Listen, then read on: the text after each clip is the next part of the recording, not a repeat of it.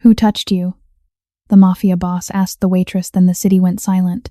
The porcelain coffee cup shattered against the checkered floor. But the sound was instantly swallowed by the suffocating silence that slammed down over the diner. Austin's hand, usually steady enough to sign away millions or order a man's ruin, hovered frozen in midair.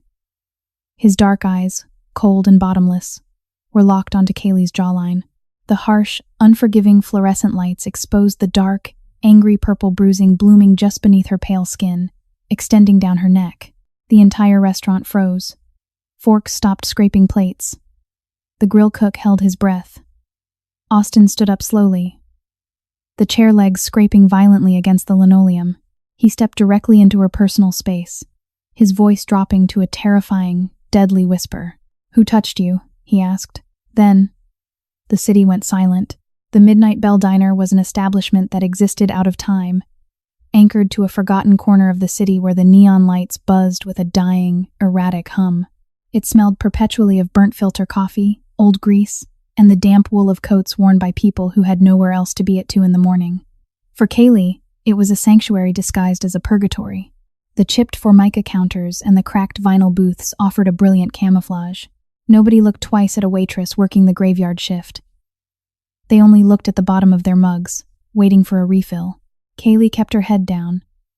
She wiped the counter with rhythmic, practiced circles, letting the mindless physical labor drown out the persistent, throbbing ache radiating from her jaw. The rain outside was relentless, a torrential downpour that turned the city streets into slick, black mirrors reflecting the bleeding red light of the diner's sign. Every time the heavy glass door swung open, a gust of freezing wind would bite through her thin, faded uniform. She welcomed the cold. It kept her awake. It kept her focused on the present, rather than the terrifying events of the previous 36 hours. She adjusted her collar, pulling it up slightly. She had applied 3 layers of cheap drugstore concealer in the cramped, flickering bathroom before her shift began. But she could feel the makeup caking, betraying the violent reality hidden beneath it. She just needed to make it through the next 4 hours. Just 4 hours of pouring coffee, avoiding eye contact, and blending into the peeling wallpaper. Then, the heavy thrum of high-performance engines cut through the sound of the rain. Kaylee froze, the damp rag going still against the counter. She didn't need to look out the streak-stained windows to know who had arrived. The energy in the diner shifted instantly, a collective holding of breath. 3 matte black SUVs had pulled up onto the curb, their headlights cutting blinding swaths through the darkness. The doors opened in unison. First came the suit's broad-shouldered men with flat, emotionless faces and coats tailored to hide the bulk of their weaponry. They fanned out, securing the perimeter, their eyes scanning the meager patrons of the diner. A few regulars quickly threw crumpled bills on the tables and scurried out the back exit into the alley. They knew better than to be caught in the undertow when the tide came in. Finally, Austin walked through the door. He didn't walk so much as he claimed the space. He wore a charcoal wool overcoat over a tailored midnight blue suit, completely impervious to the miserable weather outside. Water beaded lightly on his dark hair, but otherwise he looked immaculate, sharp, and lethally composed. Austin was a man who owned the shadows of the city. He controlled the docks, the unions, and the underground casinos with a quiet, terrifying efficiency. He was violence wrapped in silk. And for the last 6 months, every Tuesday and Thursday at exactly 2:15 a.m., he came to the Midnight Bell to drink black coffee and read the financial papers. Kaylee felt her stomach drop into her cheap, rubber-soled shoes. She turned her face away, her heart hammering a frantic rhythm against her ribs. She usually handled his table. It was an unspoken rule. The other waitresses were too terrified to approach him, their hands shaking so badly they would spill the cream. Kaylee had always managed a facade of calm indifference, treating him like any other tired insomniac. She suspected that was why he kept coming back. She offered him a rare pocket of normalcy in a life built on fear.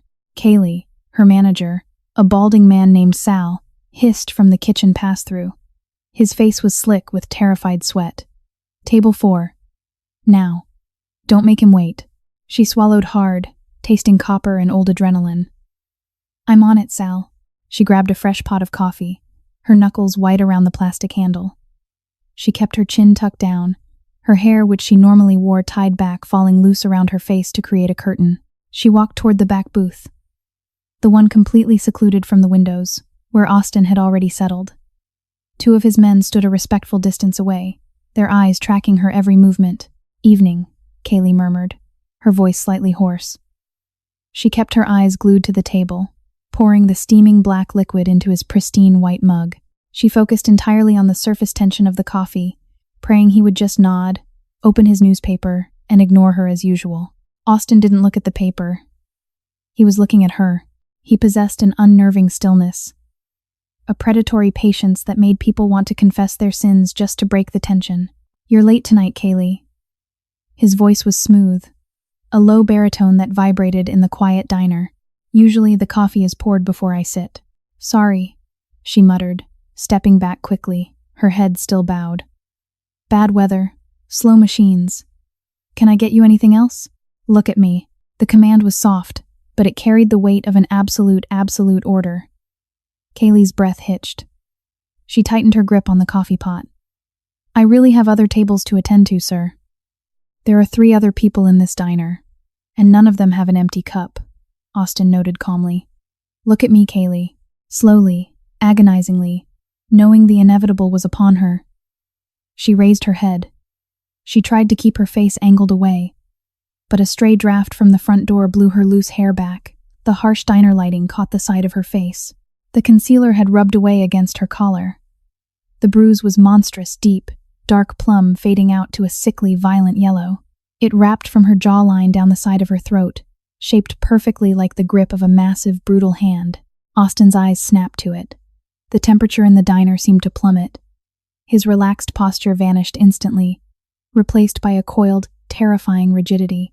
The silence stretched, thick and heavy, until the porcelain cup shattered, and he stood up, asking the question that would tear the city apart. "Who touched you?" The words didn't echo. They sank into the linoleum like lead. Austin's face, normally a masterclass in detached composure, was fractured by a look of profound, terrifying fury. It wasn't the loud, boisterous anger of a street thug. It was the quiet, absolute rage of a man calculating the exact trajectory of a bullet. Kaylee took a step back, her back hitting the edge of the adjacent table. Panic, cold and sharp, flooded her veins. She had calculated every risk of her covert actions, but she had never factored in Austin's reaction. She had assumed she was just a fixture to him, a piece of the diner's furniture. To see him standing there, radiating lethal intent on her behalf, was jarring. It was dangerous. I fell," she stammered, the lie tasting like ash in her mouth.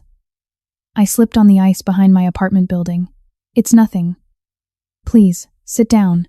Austin didn't blink. He closed the distance between them, ignoring the coffee seeping into his expensive leather shoes. He raised a hand, his movements slow, telegraphing his intent so she wouldn't flinch. Gently, almost reverently, he brushed the pad of his thumb just a millimeter above the bruised skin of her jaw. "Ice doesn't leave finger marks, Kaylee," he said softly. The contrast between his gentle touch and the murderous look in his eyes made her shiver. He turned his head slightly, not taking his eyes off her, and addressed the empty air. "Lock the doors." Instantly, the 2 men by the entrance moved. The heavy deadbolt slid into place with a loud, metallic clack. Sal, the manager, let out a pathetic squeak from the kitchen, hiding beneath the counter. The remaining 3 patrons sat completely paralyzed, terrified that breathing too loudly would draw Austin's attention. "Please," Kaylee whispered, her voice trembling not entirely from fear of him, but from the massive complication this presented. "You're scaring everyone." "I'm fine. Let it go. Someone put their hands on you.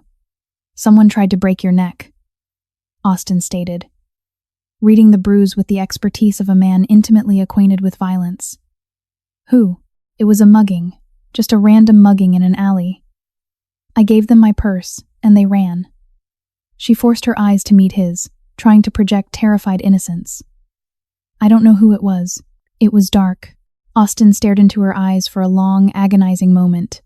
He was searching for something, sifting through her lie. Kaylee held her breath, hoping her acting was good enough. Finally, the muscle in his jaw feathered. He slowly lowered his hand, though the tension in his frame didn't dissipate. "A random mugging," he repeated, his tone completely flat. It wasn't an acceptance. It was a bookmark. He turned sharply away from her. "Sal," he barked. The manager's bald head popped up over the counter, pale and sweating. "Yes, Mr. Austin. Kaylee is done for the night. She's done for the week. Pay her in full." Austin reached into his coat pocket, pulling out a thick money clip. He tossed a stack of $100 bills onto the counter, knocking over a plastic mustard bottle.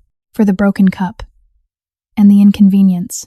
"I can't leave my shift," Kaylee protested, desperation creeping into her voice.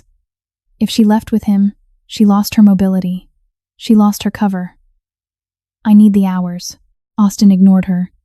He looked at his closest lieutenant, a massive man with a scarred eyebrow. "Clear the block. I want every security camera from her apartment to this diner pulled and scrubbed. If there's a street rat who saw so much as a shadow look at her the wrong way, I want him in front of me before sunrise." "Boss," the lieutenant nodded, already reaching for a sleek black phone. "Come with me," Austin commanded, turning back to Kaylee. "It wasn't a request. I am not going anywhere with you," she snapped, finding a brief flare of genuine anger. "I am not your property, and I don't need your protection." Austin paused, looking back at her. The anger in his eyes softened for a fraction of a second, replaced by something heavier, a deep, ancient burden that she couldn't understand. "You don't know the city you live in, Kaylee. If a random mugger is bold enough to strangle a woman on my streets, then the streets aren't safe. You are coming with me because I cannot guarantee you will make it to your front door alive. Get your coat." She wanted to scream. She wanted to tell him that she knew exactly what city she lived in. She knew its rotting core and its gilded edges better than he could ever fathom. But she couldn't. She was trapped in the character she had created, the helpless, fragile waitress. Defeated, she walked to the back room, retrieved her thin, worn coat, and stepped back out into the diner. Austin gestured to the door. As they stepped out into the freezing rain, Kaylee looked down the avenue. It was a sight that chilled her far more than the weather. Within minutes, the street had transformed. The regular traffic had completely vanished. Dark cars were blocking the intersections at both ends of the block. Men in dark clothing were moving methodically through the shadows, checking alleys, speaking in low tones into radios. The vibrant, chaotic noise of the city's underbelly had been abruptly, violently muted. Austin hadn't just made a phone call. He had triggered a lockdown. He was shutting down the entire district to find a phantom mugger. As he guided her toward his armored SUV, placing a protective hand hovering over her back, Kaylee looked at the silent, watching city. She realized with a sinking horror that her quiet mission in the shadows was over. By trying to protect her, Austin had just lit a massive, blinding spotlight, pointing it directly at the last place she wanted anyone to look. The interior of Austin's SUV was a sensory deprivation chamber compared to the chaotic storm outside. The rain drumming against the reinforced glass sounded muffled and distant. The seats were soft, heated leather, and the air smelled faintly of bergamot and expensive gun oil. Kaylee sat stiffly against the door, pulling her damp coat tight around her, staring out at the blurred streetlights. She could feel Austin watching her. He sat on the opposite side of the spacious back seat, giving her physical space, but his presence was an overwhelming pressure in the confined cabin. The silence between them was sharp enough to draw blood. "My men are checking the hospitals," Austin finally spoke, breaking the quiet. His voice was calm, but there was an undercurrent of relentless momentum. Anyone who came in with defensive wounds, broken ribs, bruised knuckles, if you fought back, there will be a trace. "I didn't fight back," Kaylee lied smoothly, though her ribs ached in protest at the memory of the heavy boot that had caught her in the side during her escape. "I froze. I just let them take my bag. I told you, it's not a big deal." "You are overreacting." Austin let out a short, humorless breath. "Someone wrapped their hand around your throat and squeezed until blood vessels burst under your skin, Kaylee. That is not a simple robbery. That is attempted murder. I do not overreact. I react appropriately to the reality of the situation. Why do you care?" The question slipped out before she could stop it. She turned to look at him, dropping the facade of the terrified civilian for just a second, letting a hint of sharp defiance bleed through. "I pour your coffee. You don't know my last name. You don't know anything about me. Why shut down a city block for a waitress?" Austin stared back at her. The shadows of the passing streetlights played across his face, highlighting the hard angles of his jaw and the depth of his dark eyes. For a moment, She thought she saw a flicker of hesitation, a crack in the armor, but it vanished as quickly as it appeared. "Because you belong to my territory," he said flatly. The words sounded rehearsed, an excuse he was giving himself as much as her. "The Midnight Bell is under my protection. An attack on you is a statement of disrespect toward my organization. I cannot allow disrespect to fester." Kaylee turned back to the window, hiding her grimace. It was the standard mob boss answer territory: respect, ego. But she knew it was a lie. The sheer panic in his eyes when he first saw the bruise hadn't been about territory. It had been deeply, dangerously personal. And that scared her more than anything. The SUV navigated the eerily empty streets. As they drove past the warehouse district, Kaylee watched Austin's men executing the dragnet. It was a terrifying display of logistical power. They weren't police. They didn't need warrants. They were kicking in the doors of known chop shops, hauling low-level dealers out of alleyways, slamming men against brick walls and shining harsh flashlights into their faces. Every illicit operation in the Southern District was being systematically dismantled and shaken upside down. All to find a non-existent mugger. He's going to squeeze the streets until they break, Kaylee thought, panic rising in her chest. And when they break, the wrong people are going to start asking questions. Her mind raced, cataloging the evidence she had hidden in her tiny, run-down apartment. The burner phones, the floor plans of the rival syndicate's underground casino, the encrypted ledger she had barely managed to secure before the rival boss's guards had caught her. The guard had grabbed her throat, lifting her off the ground, before she had managed to drive a concealed tactical pen into his thigh and escape into the night. If Austin's men decided her apartment wasn't safe and went to pack her bags, they would find the false bottom in her closet. They would find the files. They would find out exactly who she was. "I need to go home," she blurted out. "Please.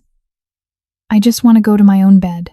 "Your apartment is a fire escape walk-up with a broken lock on the front door," Austin said, not looking up from his phone as it buzzed incessantly with reports. "It's a security nightmare. You aren't going there. You can't kidnap me." "I'm not kidnapping you, Kaylee. I am relocating you until the threat is neutralized." He finally looked up from the screen. "You will stay at one of my secure properties. You will have whatever you need, but you will not be out in the open until I have the head of the man who did this to you." "And what about my things? My clothes? My cat?" She lied, hoping the fictional pet would force a detour. "My men are already at your apartment," Austin replied casually, delivering a devastating blow to her chest. "They are packing a bag for you. And if you have a cat, they will bring it. They are thorough." Kaylee felt all the air leave her lungs. Her hands began to shake, and she quickly shoved them deep into her coat pockets. Her men were there. They were in her sanctuary. The delicate house of cards she had spent 3 years meticulously building was about to be blown apart by the very man she was secretly trying to protect. She turned her face toward the window, pressing her hot forehead against the cold glass. She closed her eyes, trying to formulate a contingency plan. But there was no plan for this. The city outside was holding its breath, waiting for the violence to drop. And Kaylee knew with terrifying certainty that when the truth came out, she would be the one standing at ground zero. The secure property Austin referred to was not a safe house, it was a fortress in the sky.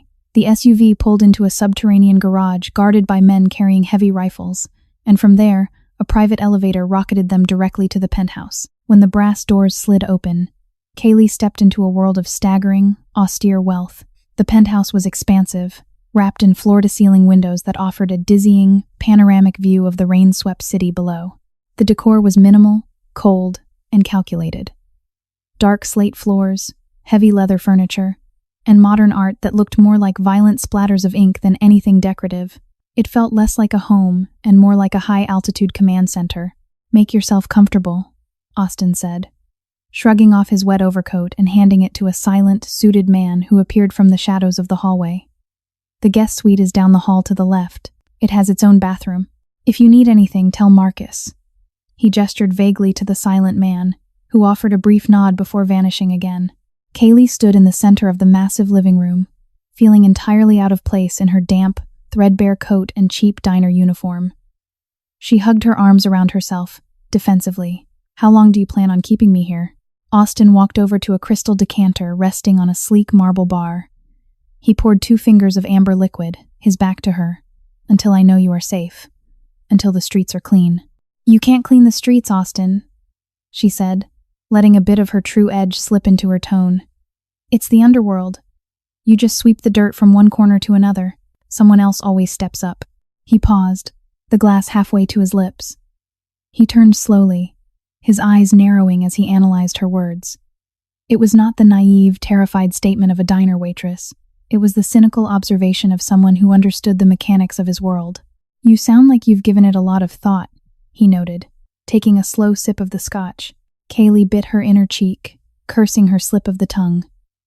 "I live in the Narrows," she recovered quickly, referring to her rough neighborhood.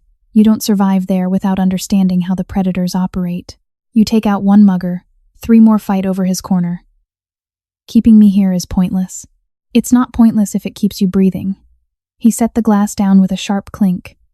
He walked toward her, stopping a few feet away. The sheer physical presence of the man was overwhelming. He looked down at the bruising on her neck, his jaw tight. "I know you think I am a monster, Kaylee.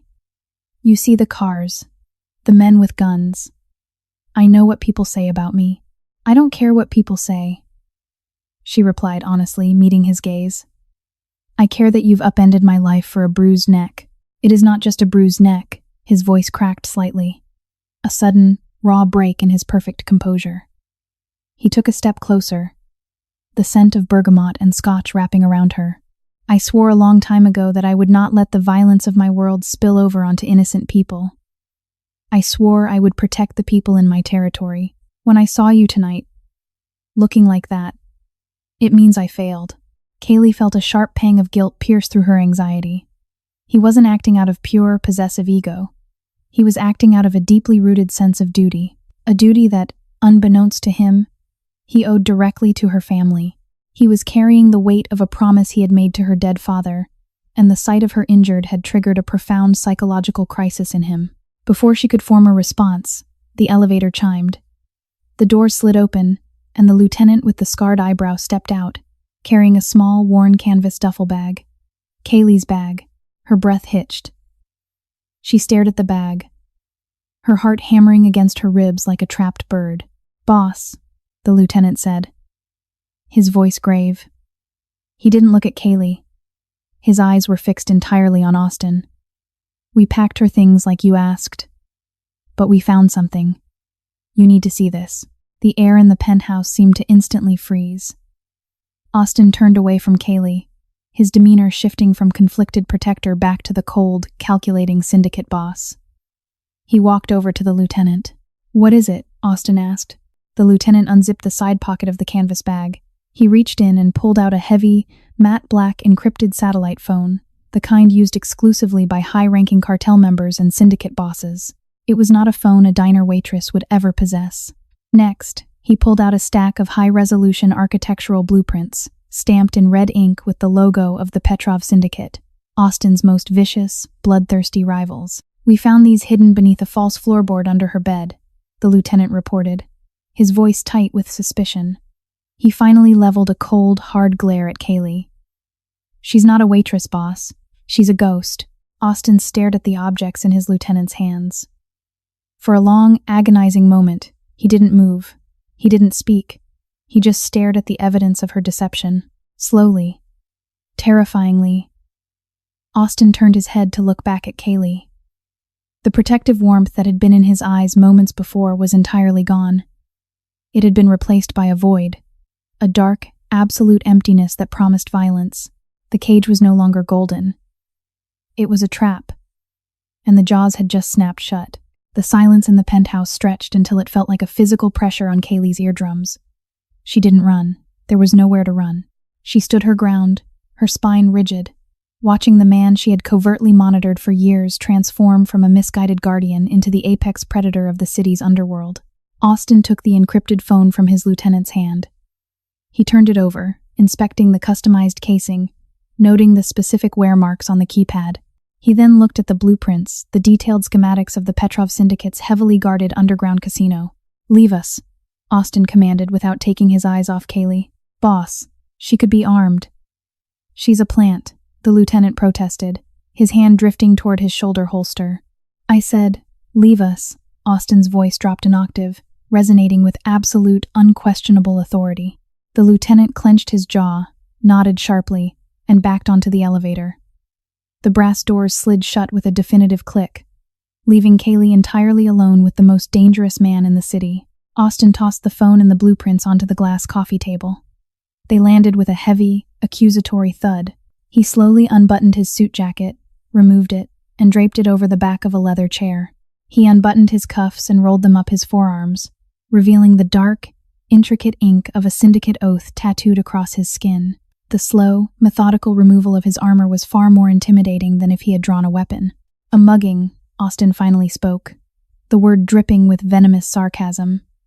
He paced slowly around the coffee table, a shark circling a bleeding diver. A random mugging in an alley. That's what you told me. Kaylee kept her voice perfectly level. Yes, you are a very talented liar, Kaylee, if that is even your real name. He stopped pacing, standing directly in front of her, forcing her to look up at him. Do you have any idea what that phone is? It operates on a closed, rotating frequency. It is military-grade encryption. The Petrovs use it to coordinate their shipments. How did a waitress from the Midnight Bell get her hands on it? I found it, she lied, though the foundation of the lie was crumbling rapidly. In the alley, after I was attacked. Austin's hand shot out. He didn't strike her, but his hand clamped around the back of the leather chair next to her, his knuckles turning white. He leaned in, his face inches from hers. The smell of scotch and danger was overwhelming. Do not insult my intelligence, he hissed, his control fraying at the edges. You didn't find those blueprints in an alley. They were hidden under a false floorboard. You were targeted tonight. You were targeted because you stole from Ivan Petrov. The man who gave you that bruise wasn't a mugger. He was a Petrov enforcer, and he was trying to kill you to get this back. Kaylee swallowed hard, but she refused to break eye contact. She could see the betrayal swirling in his dark eyes. He felt foolish for caring, and foolish men with power were unpredictable. Why are you in my city? Austin demanded, his voice a low, threatening rumble. Who do you work for? Are you FBI? ATF? Or are you working for a rival faction trying to start a war between me and Petrov? I don't work for anyone, she said quietly. Wrong answer. He stepped back, running a hand through his dark hair in frustration. He walked over to the floor-to-ceiling window, looking out over the city he ruled. Do you know what happens to spies in this life, Kaylee? Do you know what the Petrovs will do to you if they find you? They will not just bruise your neck. They will peel you apart piece by piece. I am well aware of what Ivan Petrov is capable of, she retorted, her voice hardening. I know exactly who he is and what he does. Austin turned to look at her, genuinely surprised by the cold conviction in her tone. The fragile waitress act was completely gone. She stood taller, her shoulders squared. Then why steal from him? Austin asked, genuinely perplexed. Why risk your life for a ledger and a phone? Kaylee closed her eyes for a brief second. She was out of options. She had spent 3 years meticulously building her cover, gathering intelligence, waiting for the perfect moment to strike. Now, sitting in the penthouse of the man who had usurped her father's empire, the game was up. She had to pivot. She had to use him. Because I needed the access codes, she said, her voice dropping the feigned higher pitch she used at the diner, revealing her natural, commanding register. I needed the codes to Petrov's offshore accounts. The ones listed in that ledger. If you bankrupt him, you cripple his operation without firing a single shot. You destroy his ability to pay his mercenaries. Austin stared at her, stunned. The tactical brilliance of the plan was undeniable. It was a surgical strike against the city's most violent faction. But the shock wasn't just the plan. It was hearing it come from the woman who had poured his coffee for 6 months. Who are you? He asked, his voice barely a whisper. Kaylee looked around the massive, austere penthouse. She looked at the expensive scotch, the tailored suits, the empire built on blood and silence. Finally, she looked back at Austin. Does the name Thomas Vance mean anything to you, Austin? She asked softly. Austin physically recoiled, all the blood drained from his face. He stumbled backward, his knees hitting the edge of the sofa, forcing him to sit down. He stared at her as if she were a ghost that had just materialized from the floorboards. Thomas Vance was the former king of the city. He was the man who had taken a young, orphaned, violent Austin off the streets and molded him into a leader. He was Austin's mentor, his father figure, and he was the man Ivan Petrov had assassinated 5 years ago to seize power, a power Austin had fiercely fought to reclaim and hold in Vance's memory. Thomas Vance is dead. Austin choked out, his chest heaving as he struggled to breathe. He died 5 years ago. I know, Kaylee said, tears finally pricking her eyes, blurring the city lights behind him. I was there. I watched his car explode. I am his daughter, Austin. I'm Kaylee Vance. The name hung in the air, heavy and loaded as a primed explosive. Austin sat paralyzed on the edge of the leather sofa. His mind raced, violently struggling to reconcile the fragile girl holding a coffee pot with the bloodline of the most formidable syndicate boss the city had ever known. Thomas Vance had kept his personal life sealed behind impenetrable walls. He had always spoken of a daughter, a girl he had sent away to boarding schools in Europe to keep her clean from the filth of his empire. When Vance was assassinated, Austin had scoured the globe trying to locate the heir, to offer her the protection he had failed to give her father. But she had vanished, a ghost in the wind. Kaylee, Austin breathed, the name tasting different now.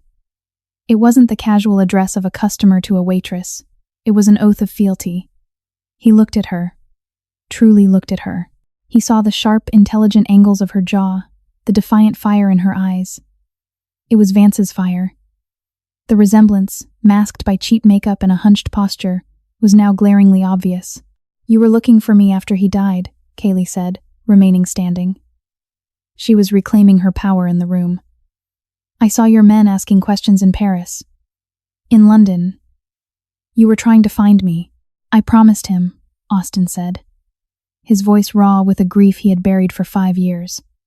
He leaned forward, burying his face in his hands. I promised Thomas that if anything ever happened to him, I would keep you out of this life.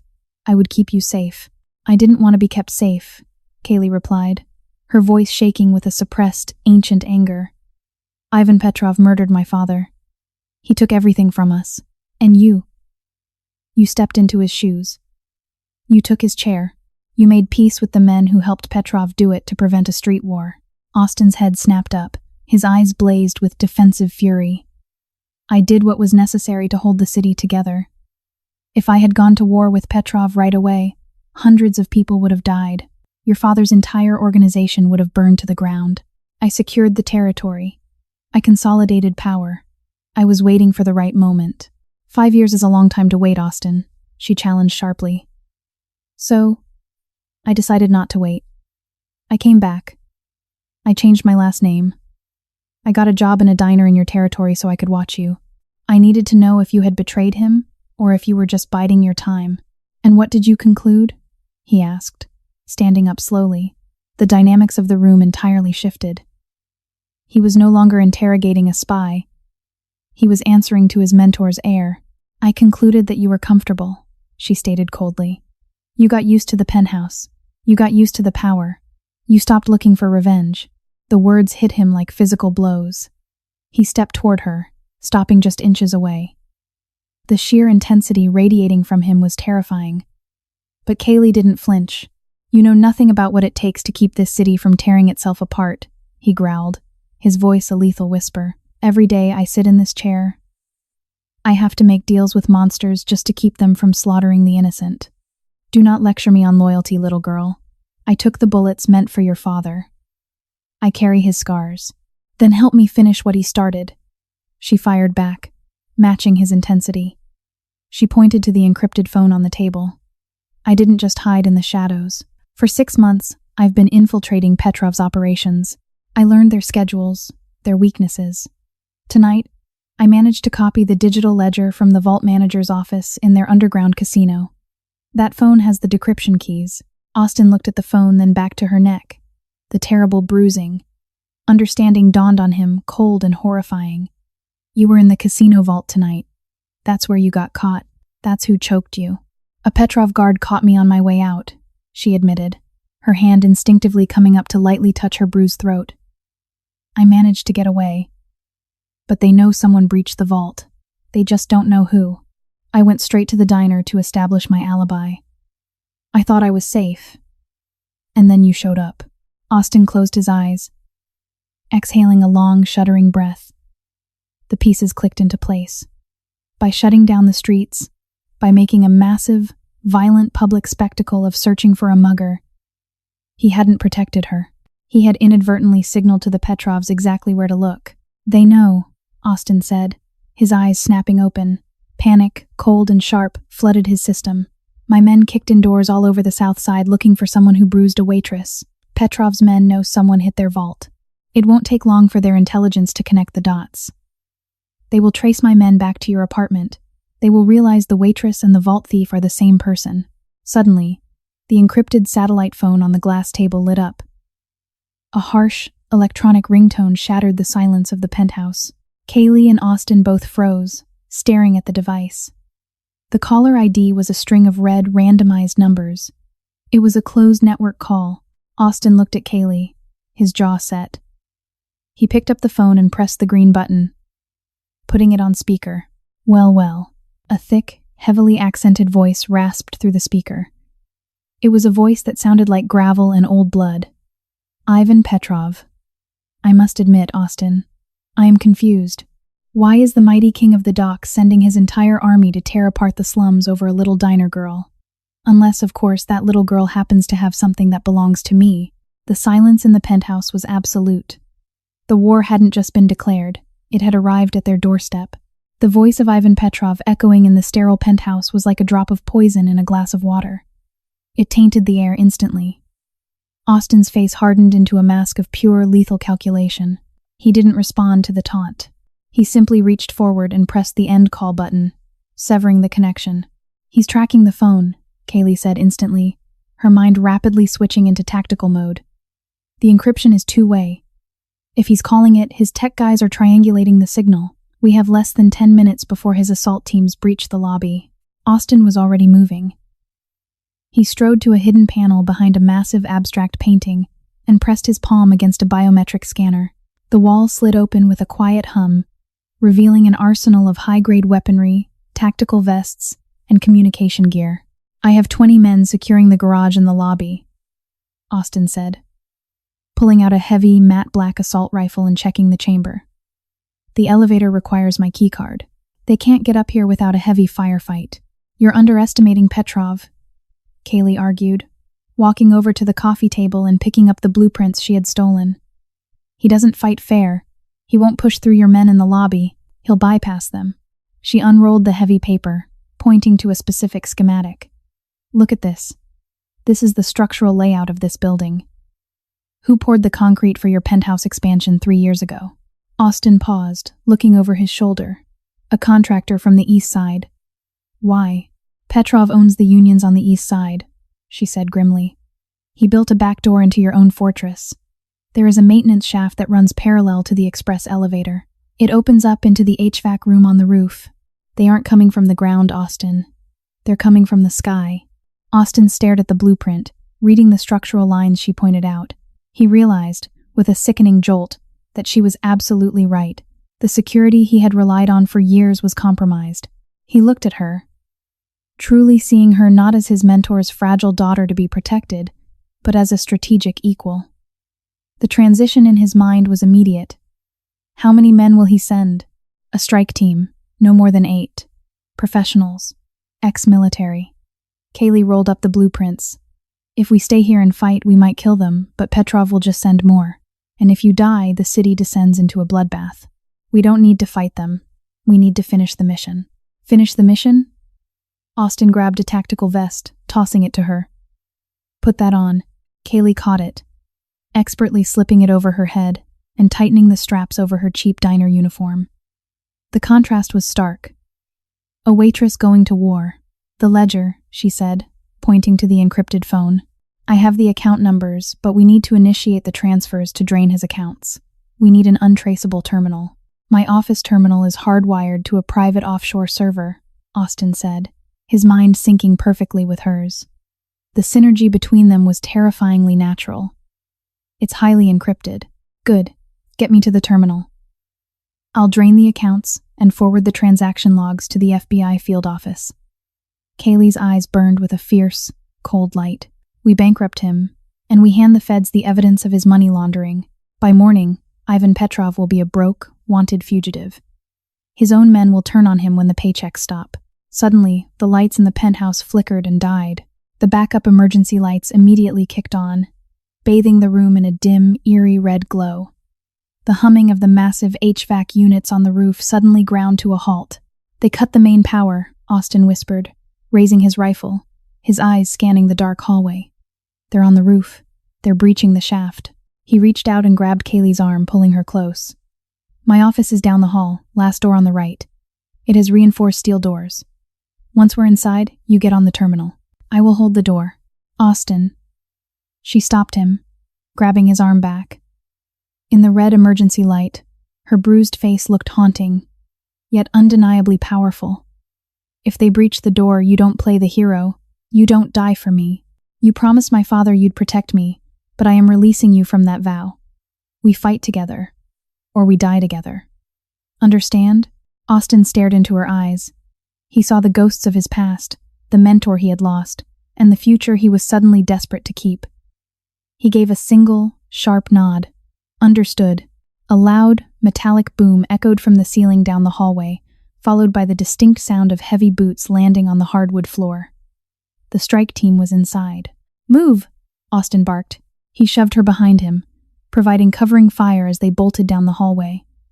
Suppressed gunfire hissed through the air, bullets shattering the expensive art on the walls and tearing through the plaster. Kaylee kept low, moving with a practiced agility that surprised him. They reached the heavy oak double doors of his office. Austin slammed his palm against another scanner, the doors unlocking. He pushed her inside, turning to fire a rapid 3-round burst down the dark hallway. He heard a grunt and the sound of a body hitting the floor. He stepped inside and slammed the heavy steel reinforced doors shut, throwing the massive deadbolt just as heavy rounds began hammering against the outside of the wood. "The terminal!" Austin shouted over the deafening noise, bracing his shoulder against the door. "Do it now." Kaylee didn't hesitate. She threw herself into his leather executive chair, booting up the massive, multi-monitor terminal on his desk. She plugged the encrypted satellite phone into a hidden data port. Her fingers flew across the keyboard, a blur of motion. She wasn't a waitress. She was a weapon her father had forged in secret. And she was finally being unleashed. The heavy steel door groaned under the relentless barrage of gunfire and physical impacts. Austin stood with his back pressed against the wall beside it, reloading a fresh magazine into his rifle with terrifying calm. He checked his watch. 3 minutes had passed since they barricaded themselves in. The strike team outside was planting breaching charges. He could hear the muffled, precise commands in Russian.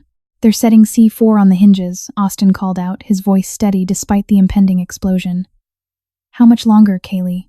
At the massive mahogany desk, Kaylee was bathed in the harsh, blue glow of the monitors. Lines of complex code and financial routing numbers cascaded down the screens like rain. Her face was a mask of absolute, icy concentration. The bruises on her neck seemed to fade into insignificance against the sheer force of her will. "I'm through the first firewall," she replied, her fingers moving in a frantic, rhythmic dance across the keys. "The Petrov accounts are scattered across 12 different shell banks in the Caymans. I'm writing a script to execute simultaneous withdrawals."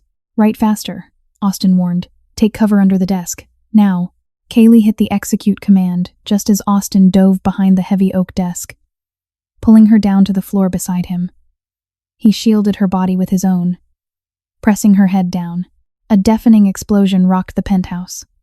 The concussion wave blew the heavy doors completely off their hinges, sending smoke, splinters, and drywall screaming into the office. The air instantly filled with the acrid smell of cordite and pulverized concrete. Through the thick, swirling smoke, the tactical laser sights of the Petrov strike team cut through the darkness like crimson spears. 3 men stepped into the ruined doorway, their rifles raised, scanning for targets. Austin didn't wait for the smoke to clear. From his prone position on the floor, he rolled out from behind the desk, firing with lethal, practiced precision. 2 of the mercenaries dropped instantly, their body armor useless against the high-velocity rounds targeting their joints and necklines. The 3rd man returned fire, bullets shredding the leather chair Kaylee had been sitting in seconds prior. Austin dove back behind the desk, bullets chewing the heavy wood above their heads. He checked his magazine. He was down to his last few rounds. "Kaylee," he whispered, his breathing heavy, his eyes locked onto the ruined doorway. If I don't drop him, you take my sidearm and you run. The elevator power should reset in 2 minutes. I am not running, she said fiercely. She reached up blindly, grabbing the keyboard on the desk above her. She dragged it down to the floor, pulling the monitor cable to its limit. What are you doing? Austin hissed. Finishing it.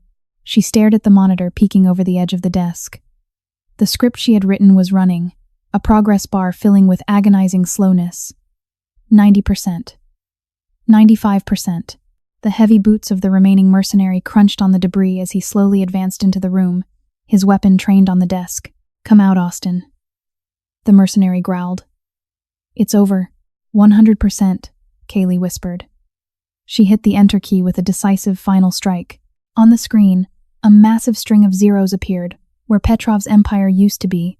A second command sent the entire decrypted ledger, complete with routing numbers, bribe lists, and money laundering trails, directly to the encrypted servers of the FBI Organized Crime Division, the IRS, and the DEA. Kaylee reached over and grabbed the satellite phone, ripping it from the data port. She stood up from behind the desk, entirely exposing herself to the mercenary. Kaylee, get down! Austin roared, trying to pull her back. She ignored him. She held the phone up, staring directly at the armed man. Call your boss, she said, her voice ringing out clear and commanding in the ruined office. Call Ivan Petrov. The mercenary hesitated, his finger tight on the trigger. He was confused by her sudden appearance, expecting to see a hardened mobster, not a bruised woman in a waitress uniform. Do it, she ordered.